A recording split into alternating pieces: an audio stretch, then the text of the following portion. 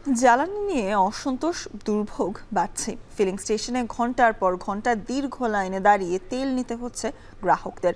এ নিয়ে বিস্তারিত জানাতে রাজধানীর বিজয় সরণির ট্রাস্ট ফিলিং স্টেশনের সামনে থেকে যোগ দিচ্ছেন সহকর্মী ফেরদৌস রহমান। ফেরদৌস, সাপ্তাহিক ছুটির দিনে পাম্পের পরিস্থিতি কেমন দেখছেন? এবং আমরা দেখছি মধ্যরাত থেকেই দীর্ঘ লাইন, গ্রাহকরা তেল পর্যাপ্ত পাচ্ছেন কিনা? যে কটি পাম্প আপনি ঘুরেছেন, পরিস্থিতিকে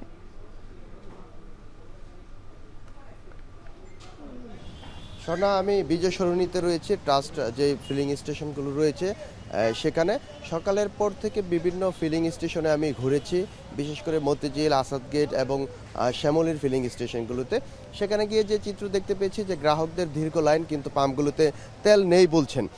এবং আমি এখানে এসে যে চিত্র দেখতে পাচ্ছি যে তারা কর্তৃপক্ষের সঙ্গেও কথা বলেছি, তারা যেমনটি জানিয়েছেন যে দিনরাতি এখানে তেল সরবরাহ করে যাচ্ছেন এবং তারা গ্রাহকদের যে চাহিদা রয়েছে, অর্থাৎ সরকার নির্ধারিত যে নির্দিষ্ট সীমা রয়েছে সেই অনুযায়ী তারা তেল সরবরাহ করছেন, বিশেষ করে অকটেন, ডিজেল এইগুলো তারা দিয়ে যাচ্ছেন। তবে আমি যদি আপনাকে রাজধানীর সামগ্রিক যে চিত্রটির কথা বলে থাকি, যে সকাল থেকে আমি রাজধানীর শ্যামলীতে ছিলাম, আসাদগেট ছিলাম, সেখানে যে পাম্পগুলো রয়েছে অর্থাৎ মালিকানাধীন যে পাম্পগুলো রয়েছে সেখানে কিন্তু যানবাহনের দীর্ঘ লাইন থাকলেও দেখা যাচ্ছে যে তেল নেই পাম্পগুলোতে। পাম্প সংশ্লিষ্টদের সঙ্গে আমাদের কথা হয়েছে, তারা আমাদেরকে যেমনটি জানিয়েছেন যে রাত 1টা নাগাদ তেল শেষ হয়ে যাওয়ায় গাড়ি ডেপোতে পাঠানো হয়েছে এবং তারা বলছেন যে ডেপো থেকে গাড়ি তেল নিয়ে আসা পর্যন্ত, অর্থাৎ দুপুর নাগাদ হবে, দুপুর 12টা 1টার পর থেকে তারা আবার তেল সরবরাহ করা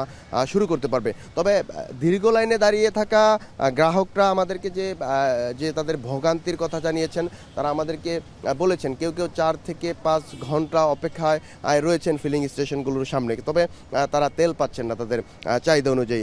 আপনি জানেন যে মধ্যপ্রাচ্য সংকটের কারণে বিশ্বসহ দেশে জ্বালানি সংকটের একটু দেখা দিয়েছে। সেই থেকেই কিন্তু আমরা দেখতে পাচ্ছি যে ফিলিং স্টেশনগুলোতে দিন রাত গ্রাহকদের ভিড় জমতে শুরু করেছে।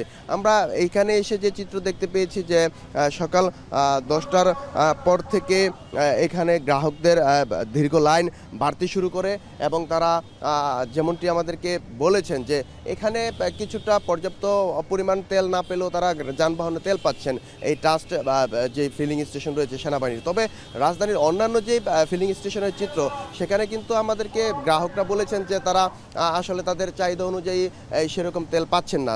তো এই ছিল সবশেষ পরিস্থিতি আমার কাছে, স্বর্ণা।